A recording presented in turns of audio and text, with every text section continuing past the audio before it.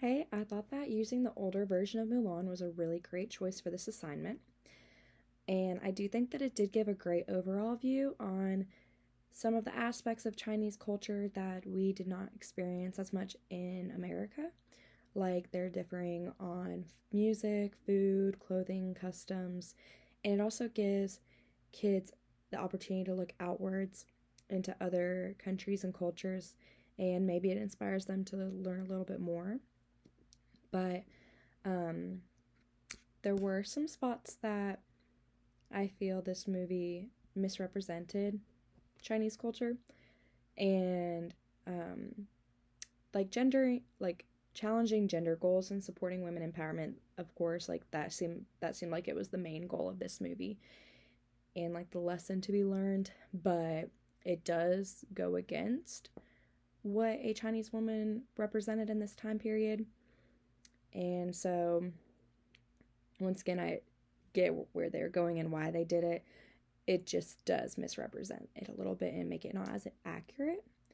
Um, and another thing is that she goes on this journey to discover herself, which is a Western thinking goal because in Chinese culture, they're usually pretty focused on family, and she does a lot of things without consulting the family, as she like stole the father's gear and stuff like that, which she had to do to join the war and save her father, but it was a little inaccurate on how a Chinese woman typically would be acting in this time period.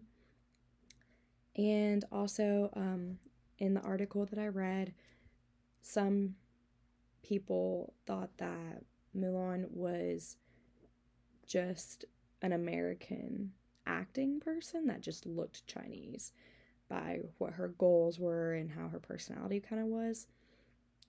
And I feel like that was definitely so that Disney could reach a wider audience, but it did make it a little bit inaccurate.